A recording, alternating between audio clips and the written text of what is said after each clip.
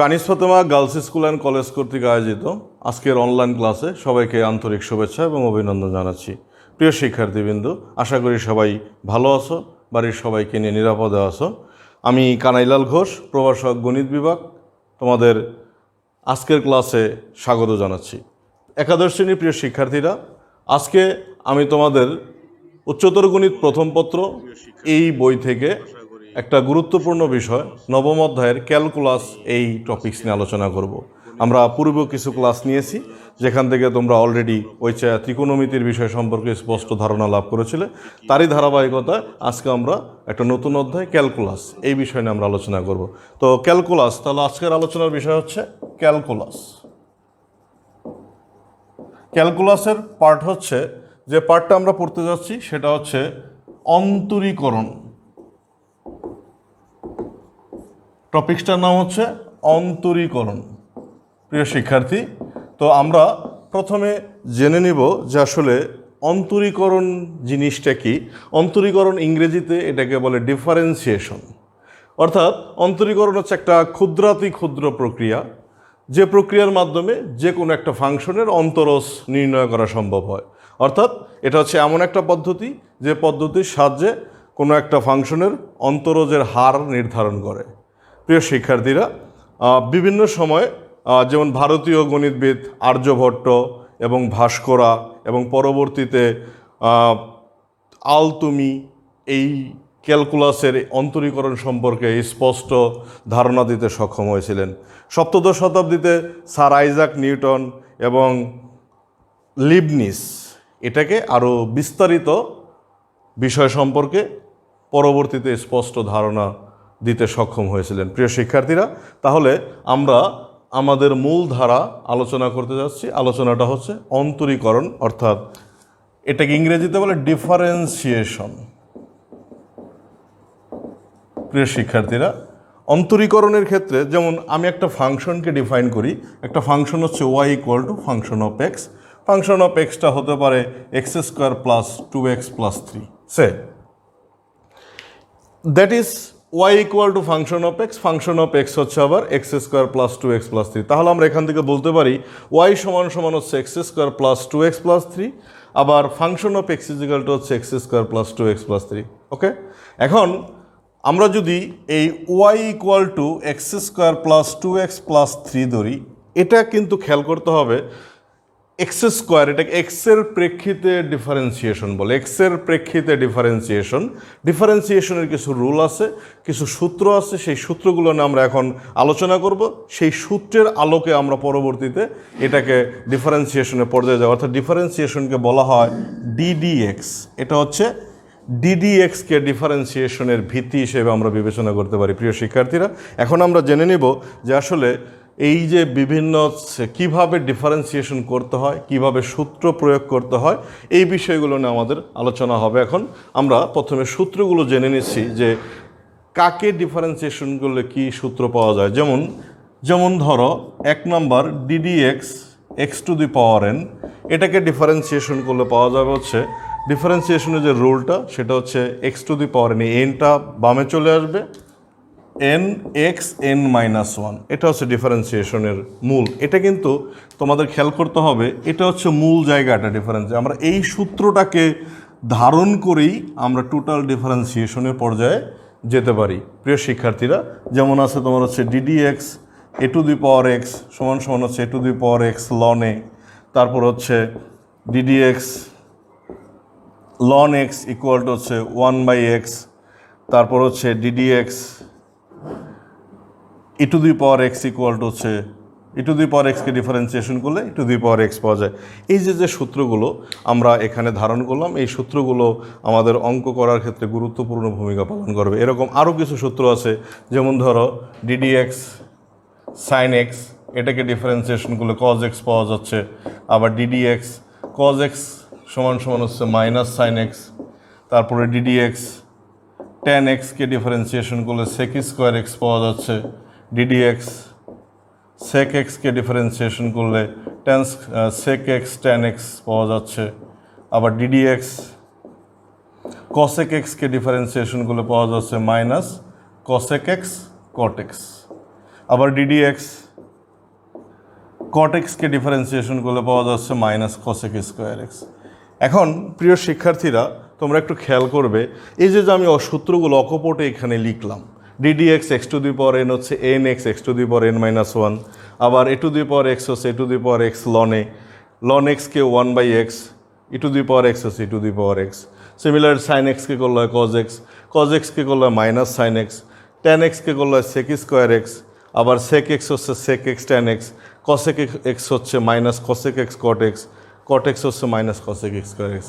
এই সূত্রগুলো হয়তো তোমরা অঙ্ক করার ক্ষেত্রে বিভিন্ন জায়গায় সূত্রগুলো কিন্তু তোমাদের বহুল ব্যবহার করতে হবে। কিন্তু প্রশ্ন হচ্ছে প্রিয় শিক্ষার্থীরা, যে এই যে আমরা সূত্রগুলো লিখলাম এর পিছনে নিশ্চয়ই কিছু অভিজ্ঞতা আমাদের আছে। সেটা কীরকম, যে আসলেই ডিডি এক্সকে সাইন এক্সকে ডিফারেন্সিয়েশন করলে যে কজ এক্স পাওয়া সম্ভব, কিন্তু কিভাবে, এটা কিন্তু আমাদের প্রমাণের আওতায় নিয়ে আসতে হবে। আবার ডিডি এক্স কজ এক্সকে ডিফারেন্সিয়েশন করলে যে মাইনাস সাইন এক্স পাওয়া যায়, এটা কিভাবে সম্ভব। আমরা কিন্তু যদি প্রমাণ নির্ভর না হতে পারি, শুধুমাত্র কিন্তু এই সূত্রগুলো মুখস্থ করে কিন্তু আমরা অঙ্কের প্রয়োগে যেতে পারবো না। বিভিন্ন পরীক্ষার প্রশ্নে কিন্তু স্পষ্টভাবে বলা থাকবে যে এটা সাইন এক্সকে ডিফারেন্সিয়েশন করলে যে কজ এক্স পাওয়া যাবে সেটা তুমি প্রমাণ করে দেখাও। তো সেই জন্যে আমরা এখন তোমাদের দুই একটি প্রমাণ কিভাবে সাইন এক্সকে ডিফারেন্সিয়েশন করলে কজ এক্স পাওয়া যায়, এই সূত্রগুলো এখন আমি দুই একটা প্রমাণ তোমাদের মাঝে তুলে ধরার চেষ্টা করছি। প্রিয় শিক্ষার্থীরা, সবাই যত্ন সহকারে বই খাতা নিয়ে এই বিষয়গুলো বাসায় প্র্যাকটিস করার চেষ্টা করো। তাহলে কি হবে, এই চ্যাপ্টার সম্পর্কে স্পষ্ট ধারণা তোমাদের মাঝে বিরাজমান থাকবে। প্রিয় শিক্ষার্থীরা, এটা পড়তে হলে আমাদের কিছু বিষয় শেয়ার করা দরকার।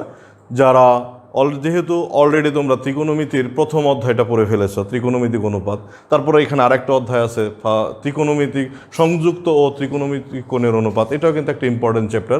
অর্থাৎ ত্রিকোণমিতি এবং ক্যালকুলাস একে অপরের সাথে পুরোপুরি সম্পৃক্ত। অর্থাৎ তুমি যদি ত্রিকোণমিতির সূত্রগুলো ভালো করে জানো, তাহলে ক্যালকুলাস তোমার জন্য অনেক সহজ হবে।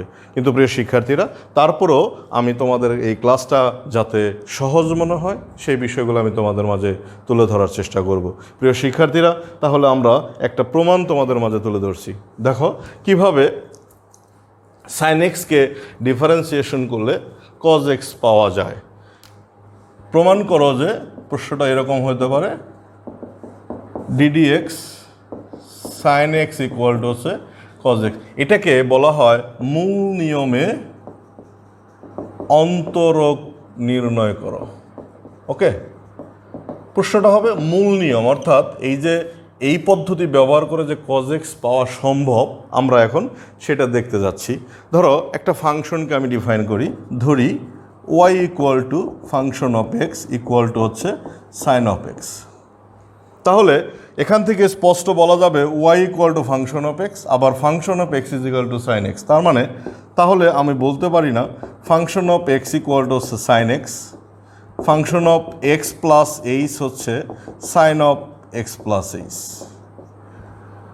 ওকে, তাহলে দুইটা জিনিস এখানে আমরা দেখতে পেলাম। একটা মান হচ্ছে, যেহেতু y equal to sine of x, function of x equal to sine of x, so function of x equal to sine of x. তাহলে ফাংশন অফ এক্স যদি সাইন এক্স হয়, তাহলে এক্সের পরিবর্তে যেহেতু মানটা বর্ধিত হয়ে গেছে এখানে এক্স প্লাস এইচ হয়েছে, তাহলে অটোমেটিক্যালি এখানে মানটা চেঞ্জ হয়ে যাবে। তাহলে এটা হবে sine of x plus h. এখন এটা করতে গেলে আমাদের এই অন্তরীকরণের একটা আপাতত একটা সূত্র সম্পর্কে স্পষ্ট আমাদের ধারণা নিয়ে নিতে হবে। যেমন আমরা পাশে একটু নোট দিচ্ছি, লিমিট সম্পর্কে একটু আইডিয়া থাকা লাগবে। Limit x tends to 0 sine of x divided by x equal to 1, অথবা limit x tends to 0 x divided by sine of x equal to 1। আপাতত এই দুইটা সূত্র আমাদের মাথায় রাখলে আমরা এই প্রমাণগুলো খুব সুন্দরভাবে করতে পারবো। প্রিয় শিক্ষার্থীরা, তোমরা সূত্রটা একটু জানি, এক্স টেন্স টু 0 অর্থাৎ এক্সের মানটা 0-র কাছাকাছি। এক্স টেন্স টু বলতে 0 বা 0-র কাছাকাছি মানটা আমরা বিবেচনা করতে পারি। তাহলে আমরা এটা প্রমাণের মূল জায়গাটাতে যাচ্ছি। আমরা জানি dy by dx equal to limit H tends to 0 function of x plus H minus function of x divided by h. তো যেহেতু ডিফারেন্সিয়েশন হচ্ছে ডিডি এক্স, আমরা ওয়াইকে ধরেছিলাম সাইন অফ এক্স, তাহলে অবশ্যই ডিডিএক্স সাইন অফ এক্স পেয়ে গেছি। এখন এখানে দেখো লিমিট এইচ টেন্স টু 0, তাহলে এটা হচ্ছে sine of x plus H minus sine of x divided by H.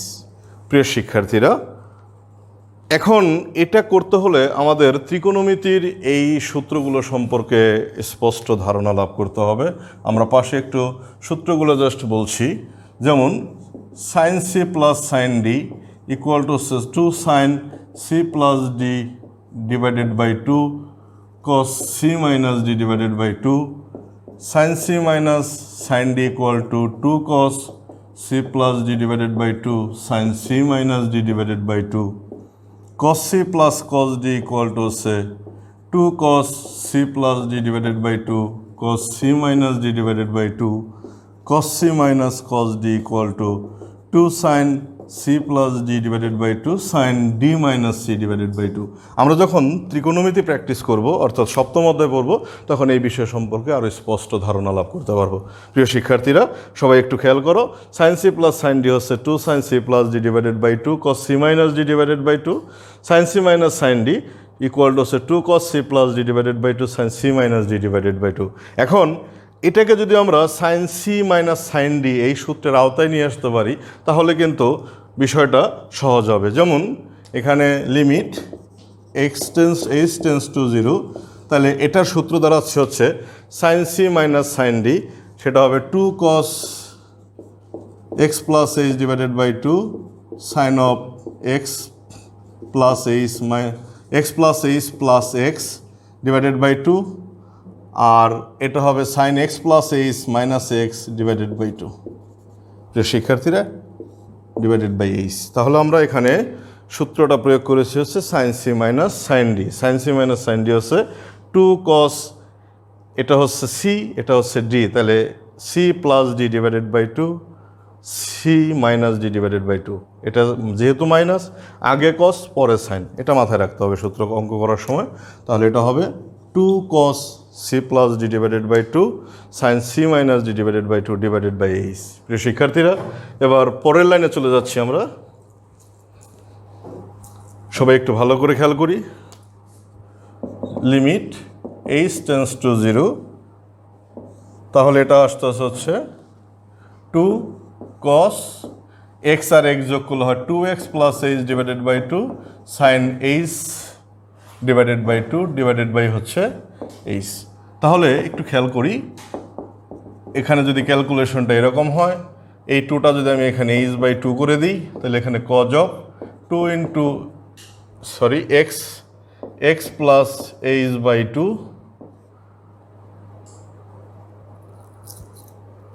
আমরা যদি এই 2টাকে যদি এরকম করি, আর এখানে যদি 2 into x plus H by 2 divided by 2 করি, তাহলে কেমন হয়? সমান সমান লিমিট এইচ টেন্স টু 0, এটা দাঁড়াচ্ছে হচ্ছে cos অফ এই 2 আর এই 2 ক্যান্সেল, তাহলে x plus H by 2 sine of h by 2 divided by h by 2। Okay প্রিয় শিক্ষার্থীরা, এ পর্যন্ত কিন্তু আমরা সবাই বুঝতে পেরেছি ক্যালকুলেশনটা। এখন দেখো লিমিট এইচ টেন্স টু 0, তাহলে আমরা একটা কাজ করব, এখানে এটাকে যদি আলাদা করে নিই, x plus H by 2 into limit h by 2 tends to 0 sine of h by 2 h by 2। একটু খেয়াল করি আমরা, এখানে দেখো যেহেতু এরা গুণ আকারে আছে, এখানে কোণের মান এইচ বাই 2 আছে, এখানে কোণের মান এইচ বাই 2 আছে, তাহলে আমরা এটাকে কী করছি, দুইটা লিমিটকে আমরা আলাদা করেছি, এটার সাথে একটা সম্পর্ক স্থাপন করেছি, আর এটার সাথে একটা সম্পর্ক। এখন তোমরা একটা প্রশ্ন করতে পারো যে এখানে ছিল লিমিট এইচ টেন্স টু 0, কিন্তু এখানে অটোমেটিক্যালি এর এইচ বাই 2 টেন্স টু 0 কেন হলো? প্রশ্নটা হচ্ছে, এখানে কোণের মান যা থাকবে সেই কোণটার সাথে এখানের একটা সম্পর্ক থাকবে। তাহলে যেহেতু এখানে এইচ বাই 2 করেছি, এই কোণটা এইচ বাই 2 অটোমেটিক্যালি এটা চেঞ্জ হয়ে যাবে। কি প্রিয় শিক্ষার্থীরা, আশা করি সবাই বুঝতে পেরেছো। যেমন কিছুক্ষণ আগে আমরা একটা সূত্র লিখেছিলাম, limit x tends to 0 sine x divided by x equal to 1, আবার limit x tends to 0 x divided by sine x equal to 1। তো সেই সূত্রের আলোকে আমরা এই জায়গাটা কি 1 ব্যবহার করতে পারি না? কারণ হচ্ছে কি, এটা তো ultimately limit x tends to 0 sine x divided by x এই সূত্রকেই সমর্থন করে, তাই না প্রিয় শিক্ষার্থী? তাহলে আমরা কিন্তু এই মানটা 1 ব্যবহার করতে পারি। ওকে, তো এখন আমরা দেখো তাহলে এই মানটা যদি 1 হয় আর এটা যদি এইচ টেন্স টু 0 হয়, তাহলে এইচ বাই 2 0 ডিভাইডেড বাই 2, 0কে কোনো কিছু গুণ বা ভাগ করলে সেটা সবসময় 0 হয়। তাহলে এই মানটা পাওয়া যাচ্ছে কজ এক্স আর এটা পাওয়া যাচ্ছে 1, তাহলে এটা হচ্ছে কজ এক্স। তো প্রিয় শিক্ষার্থীরা তোমরা একটু খেয়াল করো, ডিডি এক্স সাইন এক্স এটাকে ডিফারেন্সিয়েশন করলে কিন্তু কজ এক্স পাওয়া সম্ভব। তো আমরা বলেছিলাম যে এটাকে মূল নিয়মে অন্তরক নির্ণয় করা বলা হয়, অর্থাৎ এরকমভাবে প্রত্যেকটা প্রমাণই এই থিম ব্যবহার করে করা সম্ভব। তো সেক্ষেত্রে আমাদের এখানে যে সূত্রগুলো আমি লিখেছিলাম, এই সূত্রগুলো প্রমাণ করতে গেলে এই 4টি সূত্র আমাদের ত্রিকোণমিতিতে আপাতত কাজে লাগবে। এই 4টি সূত্র তোমরা যদি মনে প্রাণে ধারণ করতে পারো, তাহলে যেহেতু এই সূত্রের সাথে তোমাদের পরিচয় ওইভাবে নাই, শুধুমাত্র অঙ্কের প্রয়োগের স্বার্থে আমরা সূত্রগুলো লিখেছি, যখন আমরা এই অধ্যায়গুলো পড়াবো তখন আরও বিস্তারিত আমরা এই সম্পর্কে জানতে পারবো। আপাতত প্রমাণের ক্ষেত্রে এই 4টি সূত্র তোমাদের কাছে খুব গুরুত্বপূর্ণ, এই 4টা সূত্র আর এই 2টা সূত্র, এই সূত্রের সাথে তোমাদের পরিচয় থাকবে এবং এই সূত্রগুলোর আলোকে তোমরা এই যে কোনো মূল নিয়মকে ডিফারেন্সিয়েশন করে তার যে স্বাভাবিক ধারা সেই ধারায় তোমরা পৌঁছে নিতে পারবে। প্রিয় শিক্ষার্থীরা, আমরা কিন্তু যে সাইন এক্সকে ডিফারেন্সিয়েশন করলে যে কজ এক্স পাওয়া সম্ভব সেটা কিন্তু আমরা প্রমাণ করে দিতে সক্ষম হয়েছি। প্রিয় শিক্ষার্থীরা, এইভাবে প্রত্যেকটা প্রমাণ তোমরা নিজেরা চেষ্টা করলে অবশ্যই করতে পারবে। আমি আর একটি প্রমাণ তোমাদের মাঝে দেখানোর চেষ্টা করছি, জাস্ট আরেকটি প্রমাণ।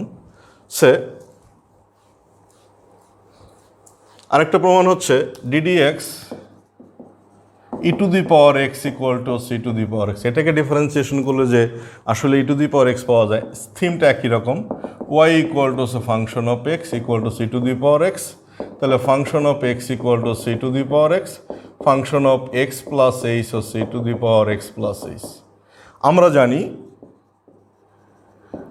আমরা জানি d y by d x equal to হচ্ছে limit H tends to 0 function of x plus H minus function of x divided by H. So তাহলে D x E to the power x equal to হচ্ছে limit H tends to 0, এটা হবে E to the power X plus H minus E to the power X divided by H. So limit H tends to 0, এখানে যদি E to the power X into E to the power H করি, E to the power X divided by H হয়, তাহলে এখানে হবে limit H tends to 0 E to the power x common e to the power H minus 1 divided by h. প্রিয় শিক্ষার্থীরা, প্রথমে কি করেছি, function of x plus H minus function of x divided by, সেখানে মানটা বসানোর চেষ্টা করেছি। ওই মানগুলোর আলোকে আমরা এখানে কি করেছি, E to the power X into E to the power H minus 1 করেছি ডিভাইডেড বাই। এখন আমার প্রশ্নটা হচ্ছে, এখানে একটু খেয়াল করো, তাহলে সমান সমান এখানে লিখতে পারি আমরা limit H tends to 0 E to the power X, আর ই টু দি পাওয়ার এইচের একটা ফর্মুলা আছে 1 plus H by factorial 1 plus H square by factorial 2 plus H cube by factorial 3 plus minus 1 divided by হচ্ছে H. Limit H tends to 0, তাহলে এই 1 আর এই 1 cancel, E to the power X, আর আমরা যদি এটাকে একবারে ভাগ করে দিই তাহলে এইচ এইচ ক্যান্সেল হয়ে গেলে এটা 1 plus H by factorial 2 h square by factorial 3, অর্থাৎ এইচ দ্বারা ভাগ হয়ে গেল। প্রিয় শিক্ষার্থীরা, তাহলে এখন কি হচ্ছে, এখানে এই এইচ টেন্স টু 0 মানে দিস 0, তাহলে এটা পাওয়া যাচ্ছে E to the power X into 1 সমান সমান হচ্ছে E to the power x. প্রিয় শিক্ষার্থীরা, তোমরা এরকমভাবে বাকি প্রমাণগুলো বাসায় চেষ্টা করবে। তোমাদের প্রথম ক্লাস হিসেবে যতটুকু আইডিয়া দিতে আমি সক্ষম হয়েছি, পরবর্তী ক্লাসগুলো যখন তোমরা এটারই যখন আরেকটা ক্লাস আমি নেব, তখন এই সম্পর্কে আরও বেশি ধারণা তোমরা লাভ করতে পারবে। প্রিয় শিক্ষার্থীরা, তোমরা আজকের ক্লাসগুলো বাসায় খুব যত্ন সহকারে দেখবে। এখান থেকে বই থেকে হেল্প নিয়ে বেশ কিছু আইডিয়া তোমরা নিতে পারবে। আমি তোমাদের কিছু বাড়ির কাজ দিচ্ছি, যাতে তোমরা এই সূত্রগুলো ব্যবহার করে কিছু বাড়ির কাজ নিজেরা করতে পারো। তাহলে কি হবে, ক্লাসগুলো তোমাদের কাছে আরেকটু সহজ মনে হবে। তোমরা অবশ্যই এই বাড়ির কাজগুলো বাসায় যত্ন করে করবে। বাড়ির কাজ, ধরো ডিডি এক্স কজ এক্সকে ডিফারেন্সিয়েশন করলে মাইনাস সাইন এক্স কীভাবে আসে, 2 নম্বর হচ্ছে ডিডি এক্স টেন এক্সকে ডিফারেন্সিয়েশন করলে মাইনাস সেক স্কোয়ার এক্স কীভাবে পাওয়া যাচ্ছে সেটা দেখব। তারপর হচ্ছে ডিডি এক্স সেক এক্সকে ডিফারেন্সিয়েশন করলে সেক এক্স টেন এক্স কীভাবে আসে আমরা সেটা দেখব। প্রিয় শিক্ষার্থীরা, এই 3টা অঙ্ক তোমরা বাসায় অত্যন্ত যত্ন সহকারে করবে, নিজেদেরকে নিরাপদে রাখবে, স্বাস্থ্যবিধি মেনে চলে সবাই বাড়িতে থাকবে। পরবর্তী ক্লাসের প্রত্যাশা রাখছি, যাতে বাড়ির কাজগুলো তোমরা কমেন্ট বক্সে দেওয়ার চেষ্টা করবে। আমি এখান থেকে চেক করে দেখব যে তোমরা ঠিকমতো করতে পেরেছো কি না। আমি পরবর্তী ক্লাসে পরবর্তী বিষয় নিয়ে তোমাদের মাঝে হাজির হবো। সে পর্যন্ত সবাই ভালো থাকবে, সুস্থ থাকবে। ধন্যবাদ সবাইকে।